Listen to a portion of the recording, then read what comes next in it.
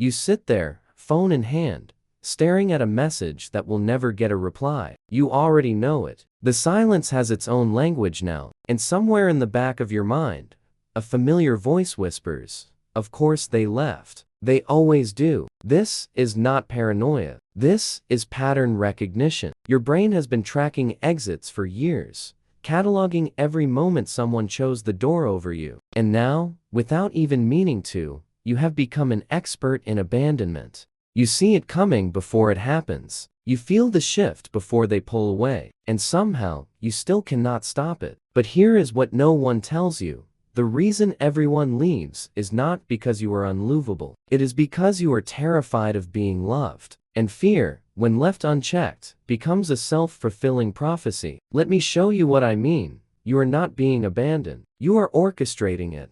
There is a psychological phenomenon called preemptive rejection. It is the unconscious strategy of pushing people away before they have the chance to hurt you. You do not even realize you are doing it. You think you are protecting yourself. You think you are being realistic.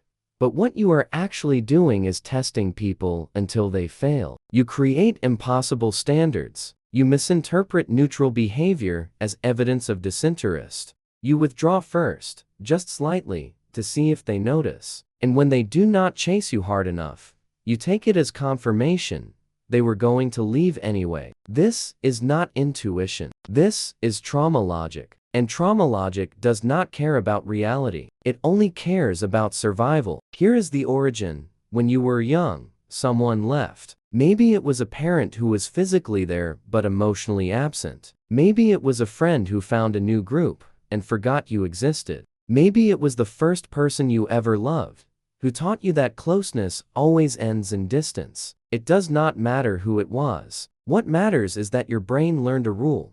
Attachment equals pain. And so, without your permission, your nervous system built a defense. It started scanning for signs of abandonment the way a smoke detector scans for fire.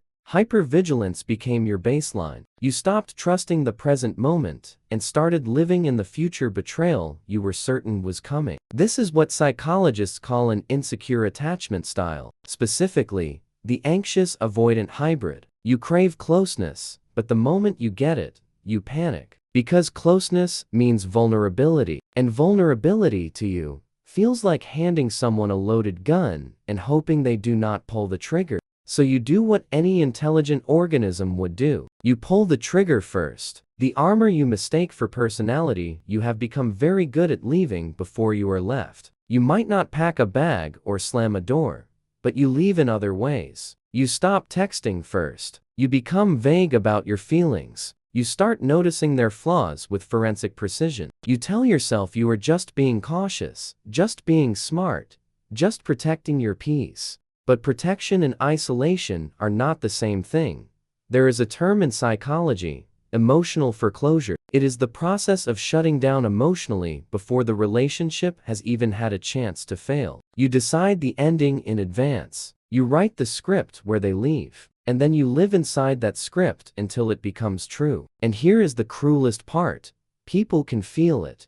They might not have the words for it, but they sense the wall. They feel your fear disguised as disinterest. And eventually, they stop trying to climb it. Not because they do not care, but because you have made it clear, in 1,000 subtle ways, that you do not want to be reached. This is the paradox. You are so afraid of being abandoned that you make yourself impossible to stay with. Think about it. When someone gets close, what do? You start cataloging their inconsistencies. You replay conversations looking for hidden meanings. You compare their effort to some invisible standard you have never communicated. And when they inevitably fall short, because no human can meet the expectations of someone who is waiting for proof of betrayal, you feel vindicated. See, you think, I knew it. I knew they would leave. But they did not leave because you were unworthy. They left because you made it exhausting to love you. The childhood wound that still runs the show let me take you back. Not to a specific memory, but to a feeling. The feeling of being small and powerless.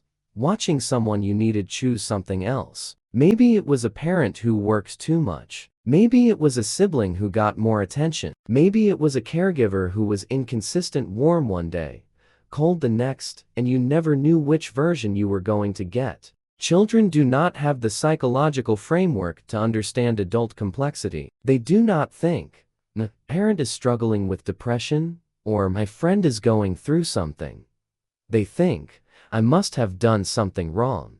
And that belief does not just disappear when you grow up. It burrows deep. It becomes the lens through which you interpret every relationship. When someone is distant, you do not think they are tired or distracted. You think, "I am not enough." When someone does not text back, you do not think they are busy. You think, "They are losing interest." When someone needs space, you do not think it is about them. You think it is about you. This is called personalization bias. It is the cognitive distortion where you make everything about your value as a person, even when it has nothing to do with you. And it makes sense. As a child, you were the center of your own universe. If someone left, it must have been because of something you were or were not. That is how a child's brain works. But you are not a child anymore. And yet, that part of you, the part that learned to equate absence with unworthiness, is still running the show. So now, as an adult, you do not wait to be abandoned. You abandon first. You ghost people before they can ghost you. You end things before they have a chance to end naturally. You convince yourself you are in control, but really, you are just repeating the same wound over and over, hoping that this time it will feel different. It never does. The silent self-sabotage, you probably do not see it as self-sabotage. You see it as realism. You see it as pattern recognition. You see it as learning from experience. But let me ask you something. If every relationship you have ever had has ended the same way, is it possible that you are the common variable? This is not about blame. This is about awareness. Because the truth is, you have been sabotaging connection for so long that it has become second nature. You do it without thinking. You do it in ways so subtle that even you do not notice. You keep people at a distance by being vague about your needs. You test their commitment by withdrawing and seeing if they chase. You punish them for small mistakes because you are waiting for the big one. You refuse to be vulnerable because vulnerability, to you, is weakness. And weakness, you learned a long time ago,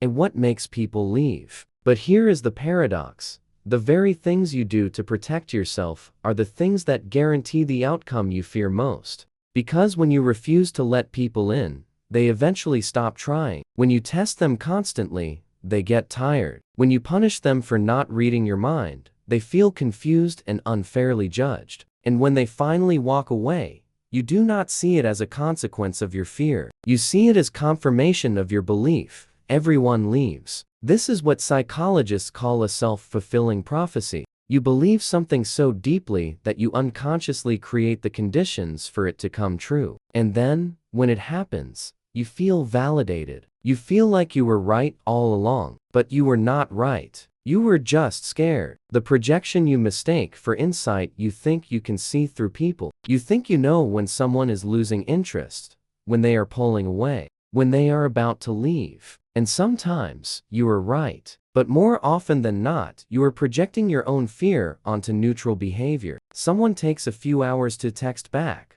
and you decide they do not care. Someone has a bad day and is quieter than usual, and you decide they are distancing themselves. Someone needs time alone, and you decide it is the beginning of the end. This is projection. It is the psychological mechanism where you attribute your own feelings and fears to other people. You are afraid of being abandoned, so you see abandonment everywhere. You are afraid of being too much, so you interpret every sign of tiredness or distraction as proof that you are. And because you are looking for it, you find it, even when it is not there. Here is an example. Someone you care about does not invite you to something. Your immediate thought is, they do not want me there. But the reality might be that they assumed you were busy, or they did not think you would be interested, or they were planning something small and casual. It had nothing to do with your value, but you made it about your value, because that is what your brain has been trained to do. And the more you do this, the more you create distance. Because people can feel when they are being misunderstood. They can feel when their actions are being interpreted through a lens of suspicion. And eventually, they stop trying to correct it. Not because they do not care, but because it feels like no matter what they do, it will never be enough. The loneliness you mistake for safety. You have built a life where you do not need anyone too much. You have hobbies, routines, distractions. You have convinced yourself that independence is strength. And in some ways, it is. But in other ways, it is just another form of hiding. Because the truth is, you are not independent. You are isolated. And isolation is not the same as peace. You tell yourself you are fine alone. You tell yourself it is easier this way. No risk, no pain, no disappointment. But deep down, you know the cost. You know what it feels like to want to share something with someone and realize there is no one to call. You know what it feels like to scroll through your contacts and feel the weight of all the people you pushed away. This is what happens when you protect yourself so completely that you forget what you were protecting. You were trying to avoid pain, but you ended up creating a different kind of pain. The pain of disconnection. The pain of wondering if anyone really knows you. The pain of being surrounded by people and still feeling utterly alone. And the worst part is, you have convinced yourself that this is just how it is.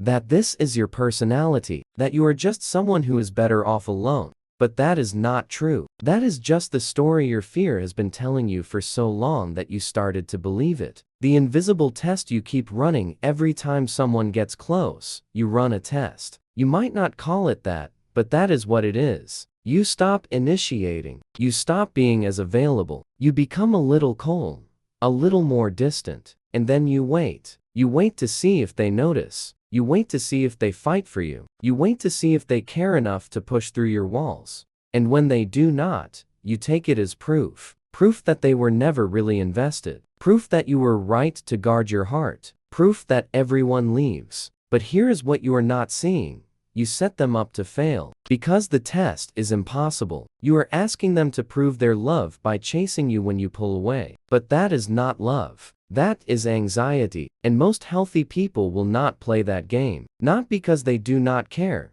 but because they recognize it as a trap. Real love does not require tests. Real love requires communication. It requires you to say, "I am scared you are going to leave," instead of pulling away and seeing if they notice. It requires you to be honest about your needs, instead of expecting people to read your mind. It requires you to take the risk of being vulnerable, even when every instinct in your body is screaming at you to protect yourself. But you do not do that, because vulnerability feels too dangerous. And so you keep testing, you keep pushing, you keep waiting for someone to prove they are different. And when they do not pass the test, you do not see it as a failure of the test itself. You see it as confirmation that you were right all along. The truth you are not ready to hear. The reason everyone leaves is not because there is something fundamentally wrong with you. It is because you have built a fortress so high that no one can reach you. And then you resent them for not trying harder. You want connection, but you punish people for getting close. You want intimacy,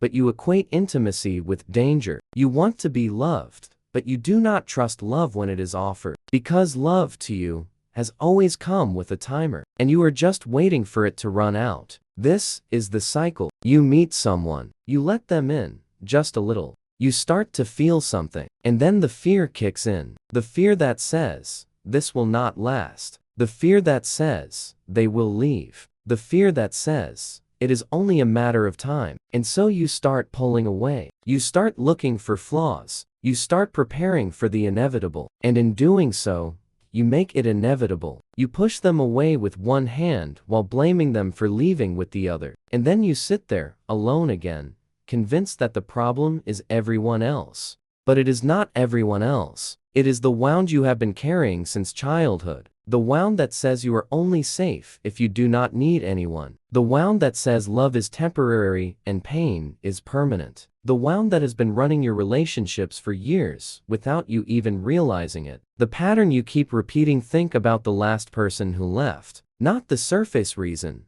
but the deeper pattern. Did you let them all the way in? Did you tell them what you needed? Did you give them a fair chance? Or did you start looking for the exit the moment things got real? Now think about the person before that, and the one before that. Do you see it? The same pattern, different faces. You get close, you get scared, you pull away, they leave. And every time, you tell yourself it is proof that you were right, proof that no one stays. proof that you are better off alone. But that is not proof. That is a pattern, and patterns can be broken. The first step is recognizing that you are not a passive victim of abandonment. You are an active participant in it. You are choosing, over and over, to protect yourself in ways that guarantee the outcome you fear most. And until you see that, until you take responsibility for the role you play, nothing will change. This is not about blame. This is about power. Because if you are the one creating the pattern, then you are also the one who can break it. The shift you have been avoiding here is the truth you have been running from.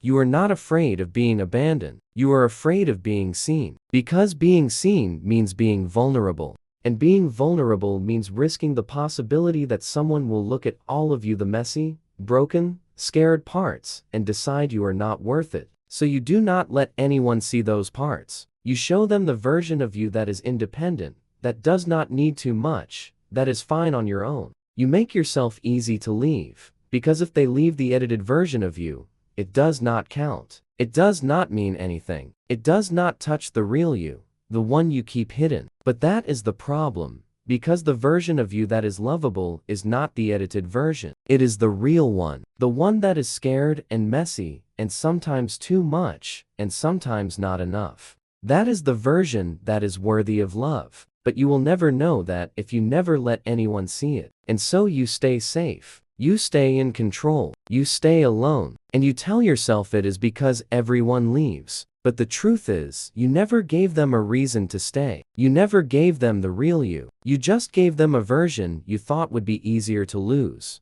The question you need to ask yourself: what if the problem is not that you are unlovable? What if the problem is that you have spent so long protecting yourself from love that you do not know how to receive it anymore? What if the people who left did not leave because you were not enough? What if they left because you made it impossible for them to stay? What if the walls you built to protect yourself are the same walls that keep you alone? This is the realization that changes everything. Because once you see it, you cannot unsee it. Once you understand that you have been running from the very thing you want most, you have a choice. You can keep running, or you can stop. You can keep blaming other people for leaving, or you can take responsibility for the ways you push them away. You can keep repeating the pattern, or you can break it. But breaking it requires something you have been avoiding your entire life: radical vulnerability. It requires you to stop testing people and start trusting them. It requires you to stop expecting them to prove their love and start believing that you are worthy of it. It requires you to stop protecting yourself so completely that you forget what you were protecting. The new script: imagine a different version of this. Imagine meeting someone and not immediately looking for the exit. Imagine letting yourself feel close without waiting for the other shoe to drop. Imagine being honest about your fear instead of hiding behind it. Imagine saying, "I am scared you are going to leave," instead of creating the conditions for them to leave and then acting surprised when they do. This is not naive. This is not setting yourself up for pain. This is choosing to live in reality instead of the nightmare your fear has been creating. Because the reality is, some people will leave. That is just life. But some people will stay, and you will never find out which ones if you keep pushing everyone away before they have a chance to prove themselves. The difference between being abandoned and being alone is this: abandonment happens to you. Loneliness is something you choose. And you have been choosing it over and over because it feels safer than the alternative. But safety is not the same as happiness, and protection is not the same as peace. The invitation so here is what I am asking you to consider. What would happen if you stopped running? What would happen if you let someone in, all the way in, without a backup plan or an exit strategy? What would happen if you trusted that you are worthy of love, even when your fear is screaming that you are not? I am not saying it will be easy. I am not saying you will not get hurt. But I am saying that the pain of being vulnerable is temporary. The pain of being alone is permanent. And you have been choosing permanent pain because you are too afraid of temporary risk. But here is the thing about risk: it is the only way to get what you actually want. You cannot have connection without vulnerability. You cannot have love without trust. You cannot have intimacy without letting someone see the parts of you that are scared and broken and imperfect. And maybe, just maybe, The reason everyone leaves is not because you are unlovable. Maybe it is because you have never given anyone the chance to love the real you. Maybe it is because you have been so busy protecting yourself that you forgot what you were protecting yourself for. The final truth: you are not broken. You are not unlovable. You are not destined to be alone. You are just someone who learned, a long time ago, that love is dangerous. And that belief has been running your life ever since. But beliefs can change, patterns can break, wounds can heal, and you can choose, right now, to stop repeating the cycle. You can choose to stop abandoning yourself before anyone else has the chance. You can choose to be vulnerable, even when it terrifies you. You can choose to believe that you are worthy of love, even when your fear says otherwise. Because the truth is, the people who left did not leave because you were not enough. They left because you never let them stay. And until you see that, until you take responsibility for the ways you create your own loneliness, nothing will change. But once you see it, everything can. So tell me, which truth hit the hardest? The one about the tests you keep running, or the one about the version of yourself you keep hiding? Because whichever one made you uncomfortable, that is the one you need to sit with. That is the one that is trying to show you something. And maybe, just maybe, that is the one that will finally set you free.